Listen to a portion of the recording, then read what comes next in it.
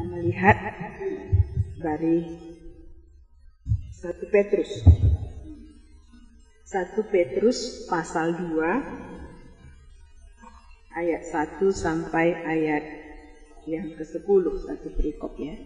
1 Petrus pasal 2 ayat 1 sampai ayat 10. Kalau kita sudah dapat, kita baca bergantian. Saya ayat 1, kita semua ayat 2, seperti itu sampai ayat 10. Sudah dapat? Halaman 278. Yesus Kristus batu penjuru, itu judulnya ya. Karena itu, buanglah segala kejahatan, segala tipu muslihat, dan segala macam kemunafikan, kedengkian dan fitnah.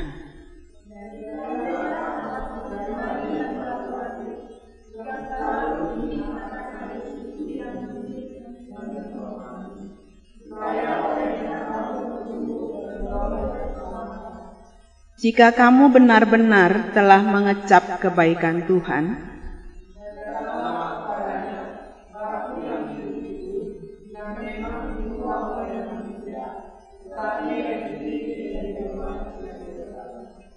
dan biarlah kamu juga dipergunakan sebagai batu hidup untuk pembangunan suatu rumah rohani bagi suatu imamat kudus, untuk mempersembahkan persembahan rohani yang karena Yesus Kristus berkenan kepada Allah.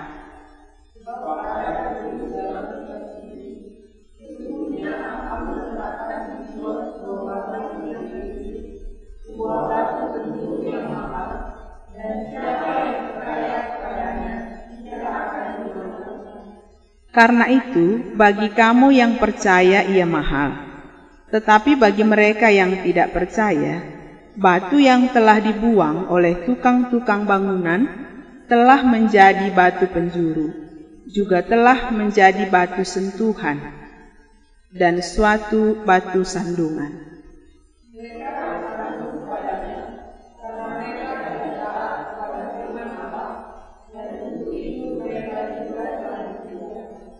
Tetapi kamulah bangsa yang terpilih, imamat yang rajani, bangsa yang kudus, umat kepunyaan Allah sendiri, supaya kamu memberitakan perbuatan-perbuatan yang besar dari Dia yang telah memanggil kamu keluar dari kegelapan kepada terang-Nya yang ajaib.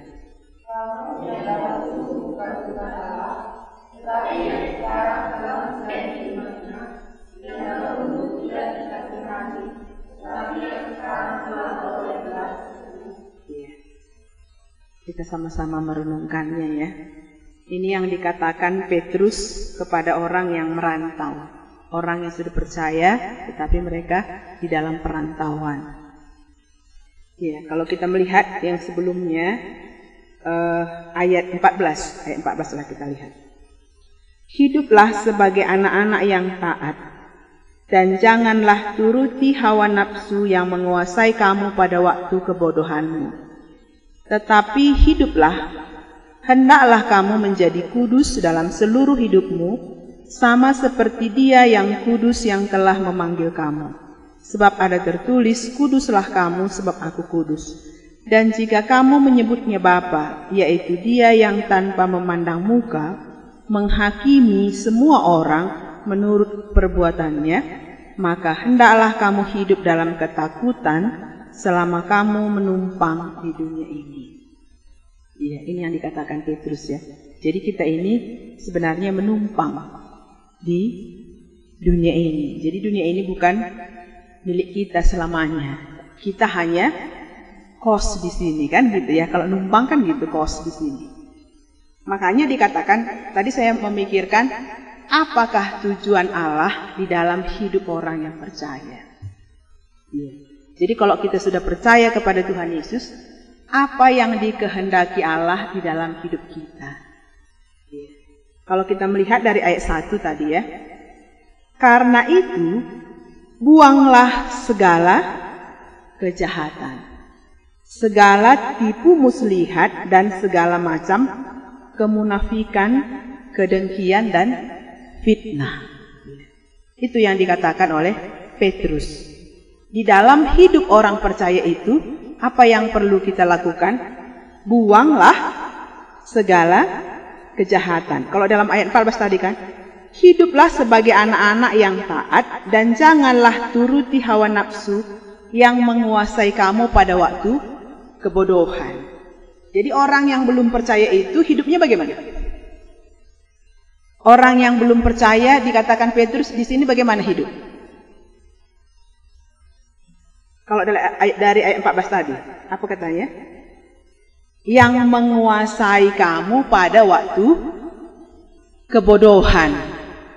kebodohanmu. Jadi orang yang belum percaya itu sebenarnya hidupnya bagaimana? Bodoh kan gitu ya. Bodoh maksudnya dia hanya hidup menurut hawa nafsunya saja. Dia nggak ngerti bahwa akan ada penghakiman. Dia nggak ngerti bahwa akan ada hukuman dari Allah. Nggak dipikirkannya itu. Pokoknya apa saja dia mau, dia lakukan seperti itu ya. Dulu pun kita seperti itu sebelum percaya. Iya kan? Makanya dia katakan sekarang kan gitu ya, ayat 2 tadi, pasal 2 tadi. Karena itu buanglah segala kejahatan. Jadi kalaupun kita sudah percaya kepada Tuhan Yesus, rupanya bisa kejahatan itu masih bagaimana? Masih melekat, masih di dalam diri kita gitu. Iya. Masih seperti orang bodoh itu kita.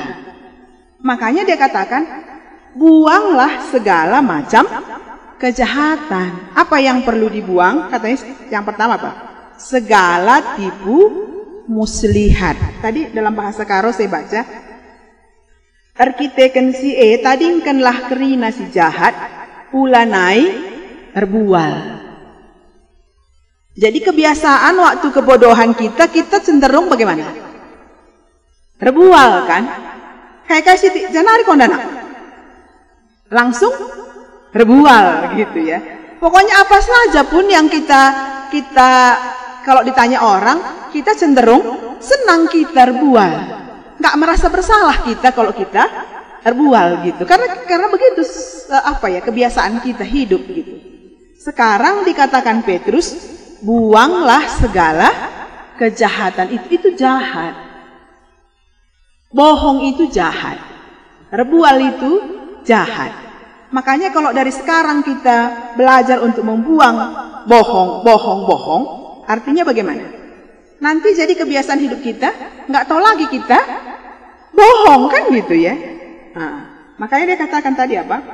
Karena itu buanglah segala kejahatan, segala tipu muslihat. Dan masa kata tadi berbual, tipu muslihat. Iya. Pokoknya kita tipu orang dengan kebohongan. Buanglah itu. Baru yang kedua yang perlu dibuang apa lagi? Segala macam kemunafikan. Tahu kita munafik? Kayak mana munafik? Kayak mana munafik? Munafik kelenggot. Kayak mana munafik? Kelak berarti lah kita munafik, kita lah kok munafik. Apa? Kayak mana munafik kata di sini? Kayak mana go? Lain di dalam, lain di luar. Bagaimana kami ya? Bagaimana kau? Padahal dalam hatinya benci, marah gitu ya. Dia menunjukkan di luar baik gitu. Itu munafik. Itu jahat. Iya. Jadi kalau orang Karo lain kata pedempak, lain kata petundal, kayak mana itu? Manis mulut, iya. Jadi waktu kita ketemu manis, setelah ditinggalkannya, lain lagi di dalam hatinya gitu. Ini munafik. Makanya dia katakan, buanglah segala macam kemunafikan. Kalau di dalam bahasa Karo tadi, pekulah-kulah gitu ya. Jadi dia menunjukkan di luar, kecenderungan dia menunjukkan di luar baik, tapi sesungguhnya nggak baik di dalam hatinya. Itu munafik. Kemunafikan, kedengkian dan fitnah. Dalam bahasa karo lagi kulihat ya. Kedengkian, entah ercian ate, entah p cekura. Dengki itu dibuatnya dalam bahasa karo cianate. Jadi kalau cian itu bagaimana? Iri hati. Iri hati itu seperti apa? Seperti apalah iri hati? Seperti apa? Iya. Kalau dilihatnya barang orang lebih bagus, langsung gitu dari dalam gitu ya. Itu nggak dibuat-buat, langsung spontan dia. Dan inilah yang dikatakan Petrus buang. Jadi kalau orang remeriah ukur lah skala si remeriah ukur, bisa kita remeriah ukur skala si remeriah ukur. Dia senang kali dia kan, cantik kali bajunya, kan senang kali dia bawanya. Katanya, langsung kita nggak meriah ukur kita, karena ada di situ iri. Iya. Tambah harta orang, nggak senang dalam hati kita, karena ada iri hati. Ini yang dikatakan Petrus, buanglah iri hati. Jadi kayak mana kita buangnya? Ini kan sudah dibaca tadi ya. Jadi buangnya kayak mana ini buangnya? Pasti ya. Kayak mana buangnya? Siapa yang sudah pernah buang? Hah? Kayak mana? Jadi apa yang dikehendaki Tuhan di dalam hidup kita? Ini kejahatan. Kalau umpamanya tadi kan sudah ada iri hati kita kan. Lebih cantik bajunya dari baju kita. Gitu ya. Kata Tuhan, buang. Nah, jadi mulai kita belajar untuk membuangnya. Kalau buang itu kan dilemparkan, kan gitu dibuang ya. Kalau dilemparkan nanti bisa lagi diambil. Iya kan? Makanya rajinlah kita buang. Buka iri aku, Tuhan tolong aku.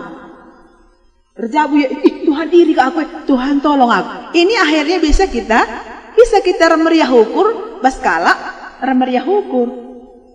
Iya. Kalau kita membuang iri hati. Makanya dulu pernah ada orang bangun rumah ya, mengangkat rumah, kami ke situ. Terus langsung dibilang sama aku, ada kawan bilang, Nanderia, ugang ya ukur dua di bangun rumah ke laki. Kenapa rupanya? Kalau bangun rumah dia, kan senang dia, aku pun senang lah dapat rumah dia, aku bilang. Baru dia bilang, iya kulah begini, berawak kalau sepusuk ya, katanya. Kenapa? Iya iri di dalam. Jadi kalau sudah merawat di pusuh, buang. Nah kan gitu ya. Buanglah segala macam, ini jahat ini. Akhirnya nanti bisa kita sudah benci sama dia. Nggak tahu apa akibat, apa masalahnya. Kok tiba-tiba kita kayak saja merawat, kayak saja merawat. Padahal tadi ada iri hati. Diberkati Tuhan dia, kan senang kita kan. Kalau nggak senang kita diberkati Tuhan orang, berarti ada apa di dalam? Ada iri hati. Jadi kalau ada iri hati, kuperiksa, iri kak base. Ada iri juga, buanglah. Sekali kak, senang kau anak dari PA tadi.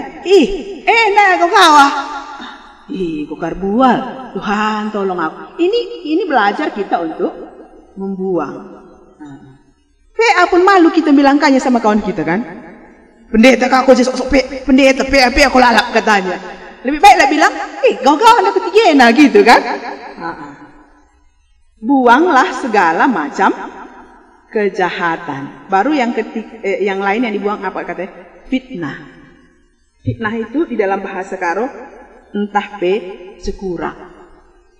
Fitnah. Fitnah itu apa artinya fitnah? Memfitnah gitu kayak mana? Iya, tidak sesuai dengan fakta. Bukan seperti itu dia sebenarnya. Itu sudah memfitnah. Itu jahat. Ini kejahatan kata Petrus. Karena itu buang itu dari diri kita. Baru yang kedua, apa yang dikehendaki Allah. Dan jadilah sama seperti bayi yang baru lahir, yang selalu ingin akan air susu yang murni dan yang rohani, supaya olehnya kamu bertumbuh dan beroleh keselamatan. Jadi dari pihak kita tadi kita membuang gitu ya. Setelah dibuang bagaimana? Jadilah seperti bayi. Gimana bayi kok? Kita sudah besar jadi bayi lagi gitu. Jadilah sama seperti bayi yang baru lahir. Artinya bayi yang baru lahir itu tabiatnya ingin selalu susu yang murni. Jadi bayi itu kalau nggak dikasih susu, kayak mana dia? Pernah kalian lihat bayi? Kalau nggak dikasih susu kayak mana? Nangis dia. Dia hanya ingin susu. Makanya mama kalau lagi nangis anak, nah minum kau dah, katakan gitu langsung. Karena tahu dia anak ini ingin air susu yang murni. Itu bayi kecenderungannya ingin air susu yang murni. Makanya bagaimana hidup kita supaya bisa kita bertumbuh, supaya kita bisa dewasa di dalam Kristus. Dari satu sisi tadi, buanglah kejahatan, masih jahat dalam diri kita ya. Baru mulai tanamkan, mulai minum air susu. Air susu itu air susu yang murni. Air susu itu artinya firman Tuhan yang rohani. Mulailah tanamkan yang rohani. Ayo kini bersdibata. Ini firman Tuhan tadi kubaca, gini kata Tuhan. Ayo kini dah. Ayo kini bersdibata. Itu membuat kita jadi berpikir hal yang rohani.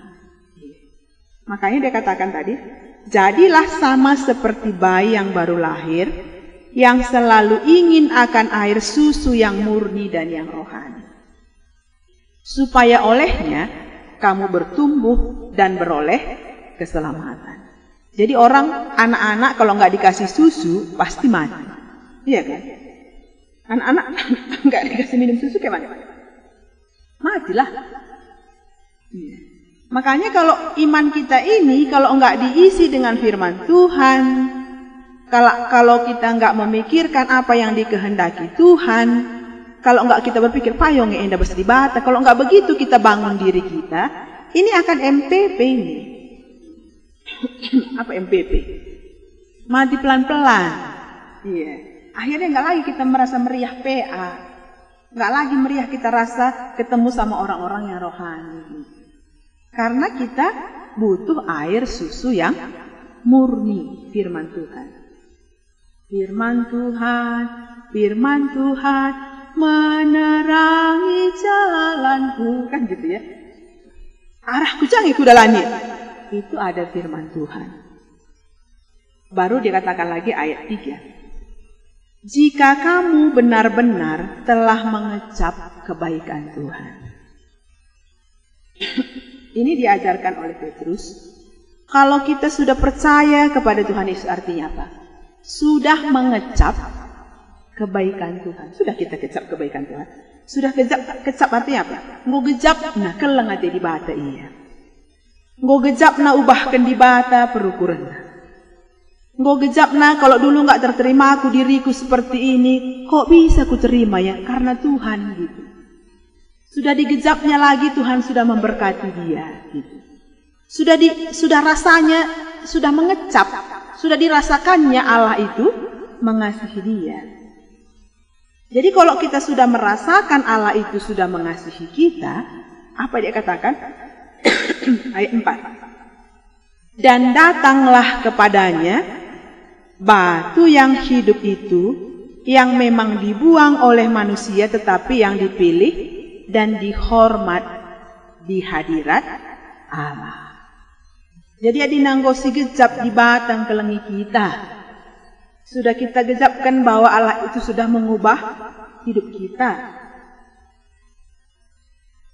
Lagi apa? Sudah kita alami pembaharuan di dalam diri kita. Sudah terjadi perbuatan Allah dalam hidup kita. Baru dikatakan Petrus, di bagi enggo bandi bataman bandu bas pihandu, datanglah kepadanya. Datanglah kepadanya batu yang hidup itu, yang apa katanya?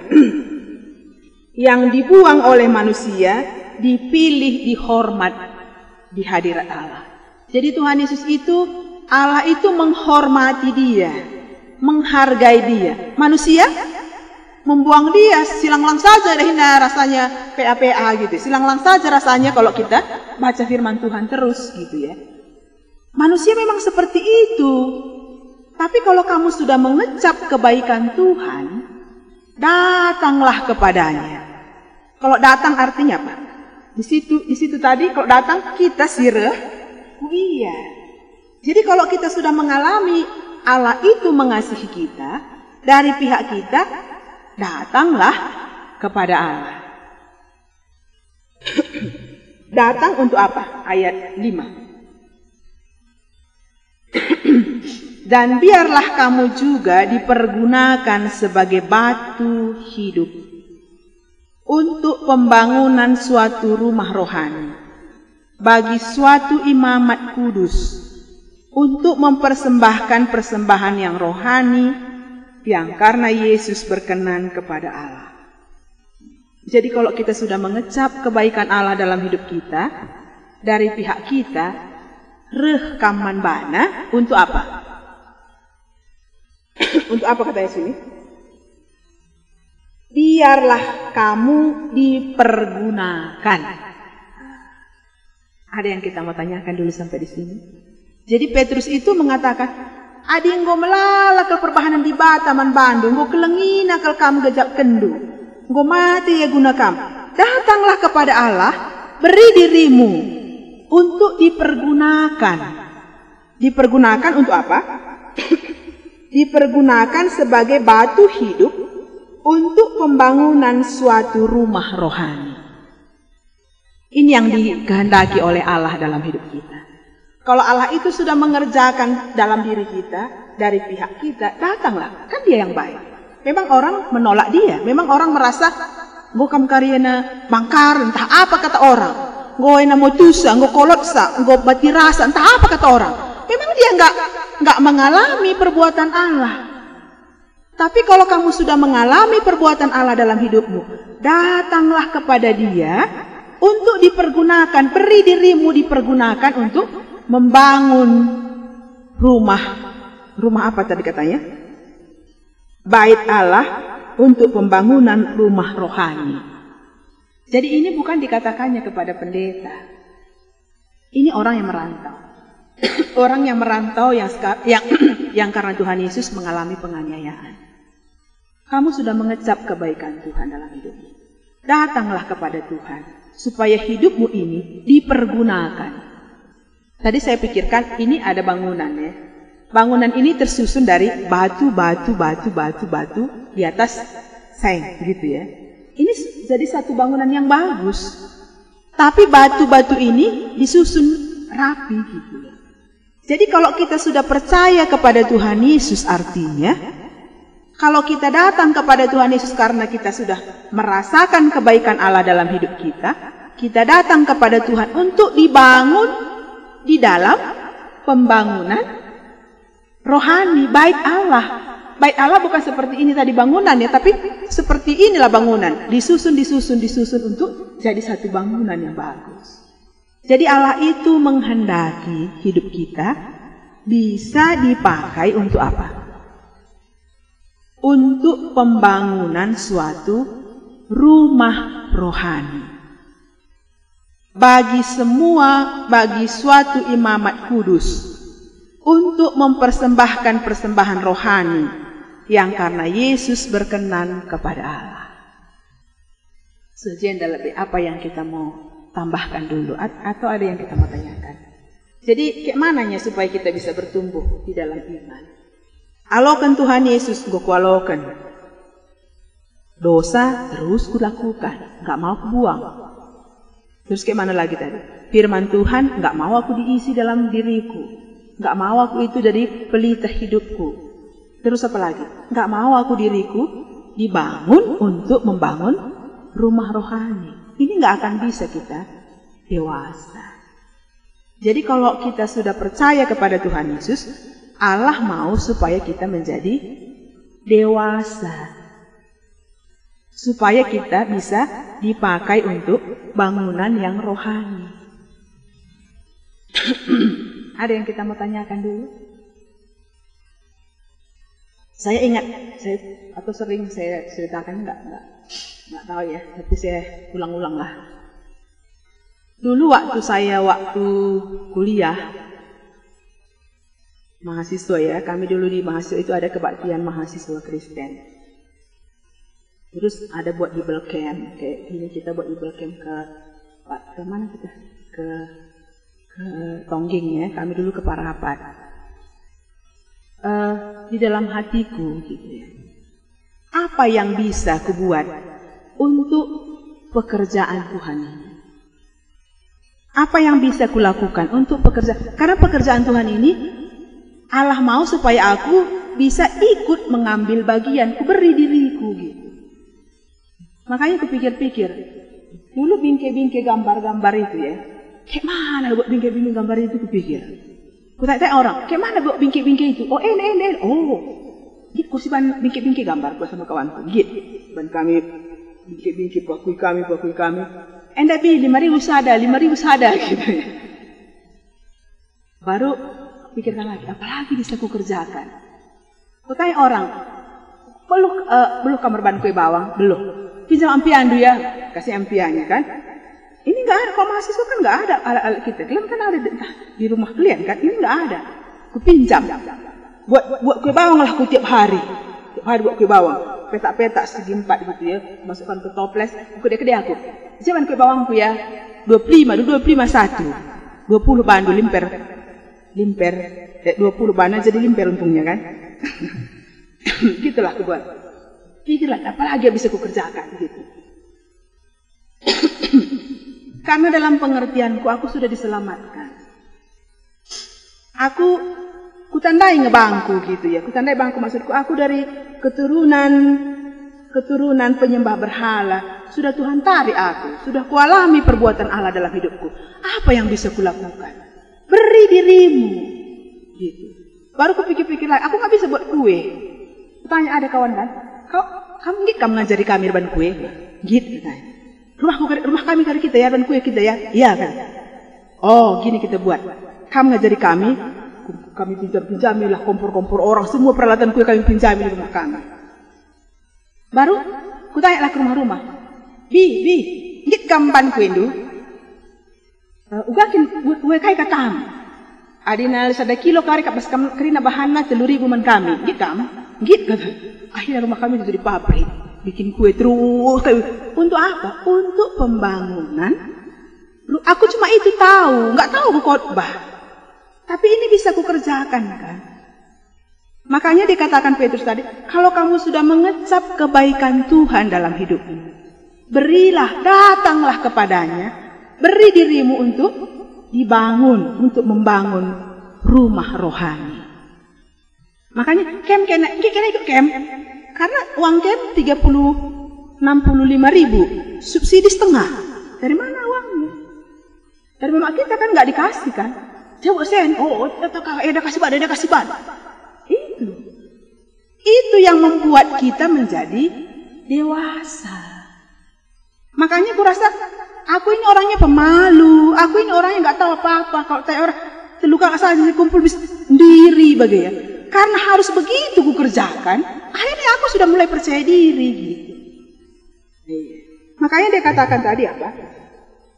Dan biarlah kamu juga dipergunakan sebagai batu hidup untuk pembangunan suatu rumah rohani. Jadi ini bukan pekerjaan pendeta cuman, enggak.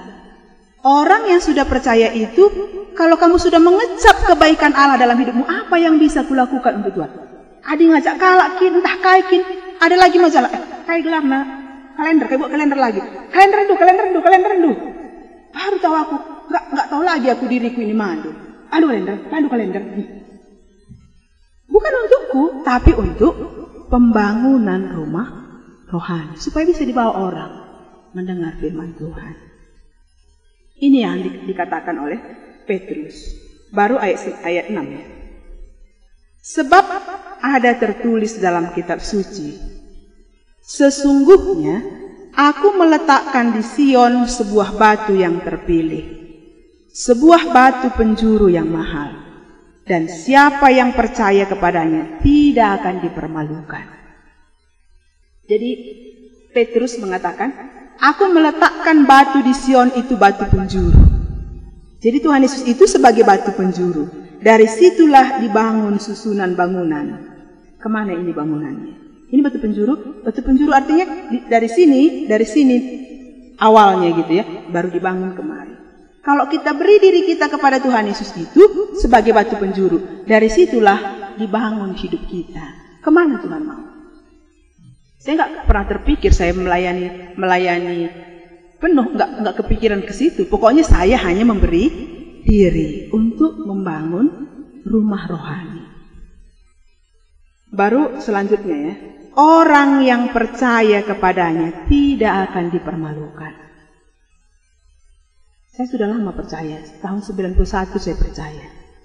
Sampai sekarang saya nggak merasa dipermalukan. Kalaupun orang merasa kayak mana saya, tapi saya nggak merasa malu gitu ya. Karena saya melihat Allah terus membangun hidup saya. Baru dikatakan seterusnya ayat 6. Sebab ada ayat 7. Karena itu bagi kamu yang percaya ia mahal. Karena dari situ menentukan susunan bangunan. Dari situ menentukan hidup kita. Ini menentukan masa yang akan datang. Bagi kamu dia mahal. Tetapi, apa katanya? Bagi mereka yang tidak percaya, batu yang telah dibuang oleh tukang-tukang bangunan telah menjadi batu penjuru. Yang tidak percaya merasa bagaimana? Batu-batu yang dibuang-buang. Dulu ada waktu bangun-bangun di sini ya, dibuang-buang. Saya lempar aja ke jalan. Itu batu-batu yang nggak berguna.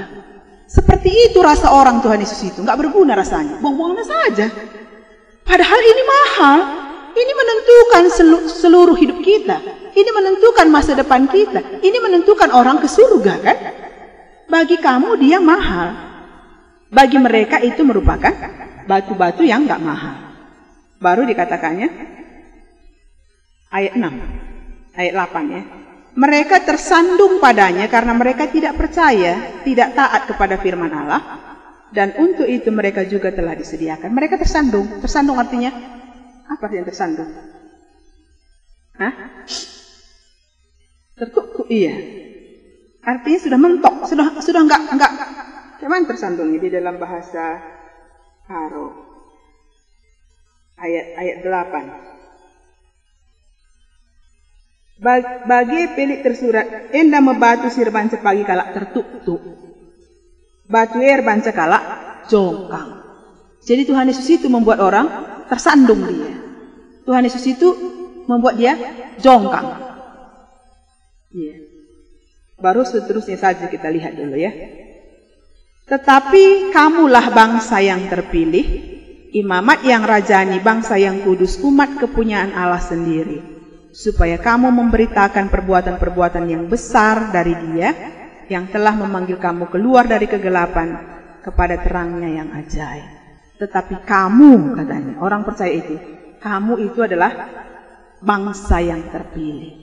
Kita ini orang yang tidak percaya tadi, pikiran kita bodoh, pikiran kita terkutuk, kita merasa hidup dalam dosa itu yang senang. Gitu. Tetapi pada waktu kita percaya kepada Tuhan Yesus, kamu itu bangsa pilihan. Bangsa yang sudah dipilih. Yang sudah dicangkokkan kepada pohon zaitun yang murni, yang asli. Itulah Allah. Jadi kita dicangkokkan, sudah disatukan dengan Allah. Kamu bangsa yang terpilih, imamat yang rajani. Jadi orang percaya itu imam. Imam artinya apa? Tahu kita imam kan? Kalau di dalam bait Allah itu dulu, kalau ada orang yang bersalah, jadi orang yang bersalah itu bawa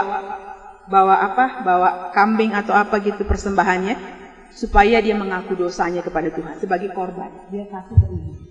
Jadi imam ini yang mempersembahkan. Jadi orang yang berdosa ini meletakkan tangannya di situ.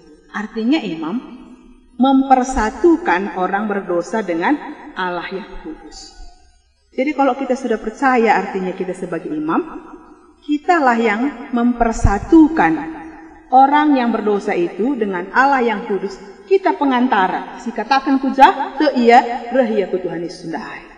Kamulah bangsa yang terpilih. Kamulah imamat rajanya. Kamulah umat kepunyaan Allah. Supaya kamu memberitakan itu. Iya. Inilah yang saya mau sampaikan tadi ya. Jadi kalau kita sudah percaya kepada Allah, Allah itu menghendaki yang pertama tadi membuang dosa, kejahatan. Baru mulai menanamkan firman Tuhan sebagai dasar hidup kita. Baru apalagi tadi? Supaya kita